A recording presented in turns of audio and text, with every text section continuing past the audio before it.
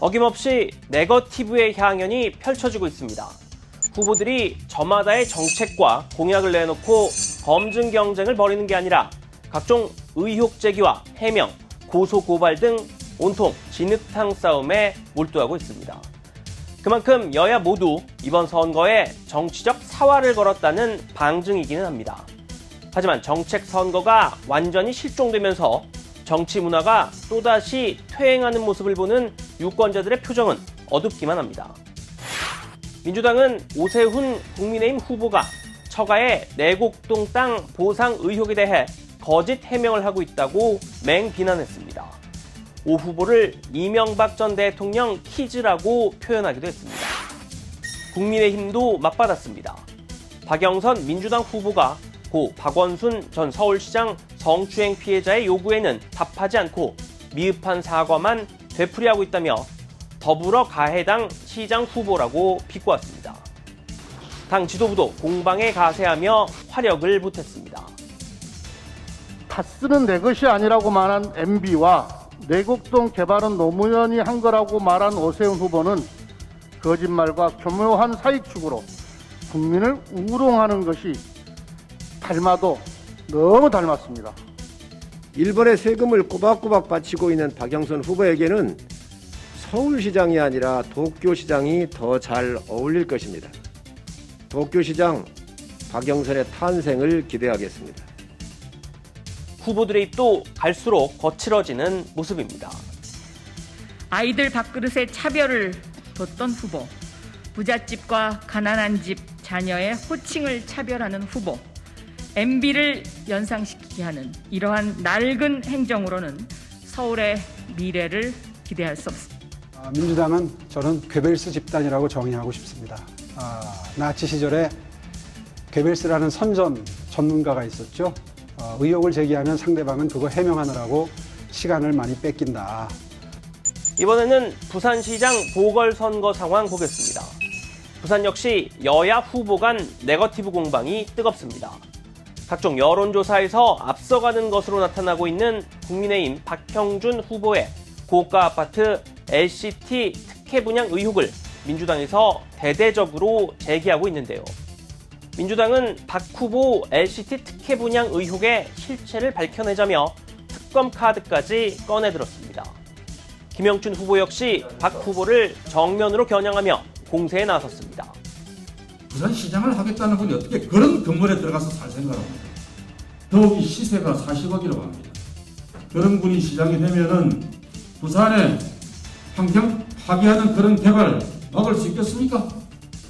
이에 박 후보는 판세가 불리해진 여당이 근거 없는 흑색 선전에 총력을 기울이고 있다며 의혹을 강하게 부인했습니다. 선거가 불리하게 돌아가자 이 여당은 총력을 다해 관건선거, 공작정치, 흑색선전에 나서고 있습니다. 후한무치라는 말로는 도저히 표현할 수 없을 정도입니다. 여야의 고발전도 불이 붙었습니다. 오세훈 후보 측이 내곡동 땅 셀프 보상 의혹을 제기한 천준호, 박영선 후보 측 비서실장을 허위사실 공표죄 등으로 고발하자 민주당도 맞고발로 대응했습니다. 부산에서도 박형준 후보 측이 박 후보 배우자의 딸 입시 비리 의혹을 제기한 민주당 장경태 의원을 검찰에 고발한 상태입니다. 여야 공방 못지않게 서울시장 야권 단일 후보자를 놓고 경쟁 중인 오세훈, 안철수 두 후보 측의 기싸움도 거셌습니다. 특히 과거 구원이 있는 안 후보와 김종인 국민의힘 비상대책위원장의 신경전은 위험 수위를 넘나들었는데요.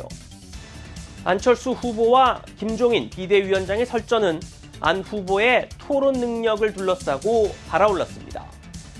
김 위원장이 안 후보를 겨냥해 토론도 제대로 할 수 없는 사람은 서울시장 후보가 될 수 없다고 하자 안 후보가 어디서 엉뚱한 소리를 듣고 엉뚱한 말씀을 하는지 의도를 모르겠다고 맞받은 겁니다. 두 사람은 이어 후보 뒤에 실권자는 따로 있다는 이른바 상황 논란을 둘러싸고 충돌하면서 급기야 감정 싸움으로 번진 모습입니다. 김종인 위원장님의 사모님이 제 아내와 이름이 같습니다. 맞습니다. 예. 뭐 정치적인 영향력에 대한 이야기도 여의도에 많이 퍼져 있습니다. 혹시 그분과 착각해서 그러신 것 아닌가? 그 사람은 내가 보기엔 좀 정신이 좀 이상한 사람 같아.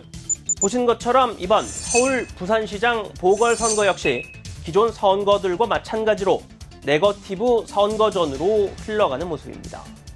선거 초반 부동산과 방역, 민생 공약을 놓고 반짝했던 정책 경쟁은 거친 언사에 묻혀 어느 순간부터 찾아보기 힘든 상황이 됐는데요.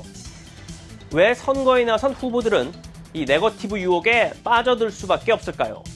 선거에서 열세에 처한 후보들이 선거의 흐름을 뒤바꾸려고 하는 목표로 이러한 네거티브 공세를 하죠. 그러나 이것이 효과도 있지만 반대로는 국민들한테, 유권자들한테 실망을 쌓을 수도 있고 근거 없는 걸로 밝혀지면은 파근이 될 수 있다라고 하는 것을 전문가들은 유권자들의 현명한 선택이 부패를 바꿀 수 있는 유일한 길이라고 말합니다. 유권자들 입장에서는 어느 것이 후보에 대한 검증인지 그리고 어떤 것이 선을 넘은 네거티브인지 잘 현명하게 구분하는 그런 노력이 필요할 것으로 보입니다. 서울시장 그리고 부산시장 보궐선거 이제 정확히 17일 앞으로 다가왔습니다. 4월 7일 선택의 기준 가운데 하나는 거짓말을 하지 않는 후보, 약속을 잘 지키는 후보일 텐데요.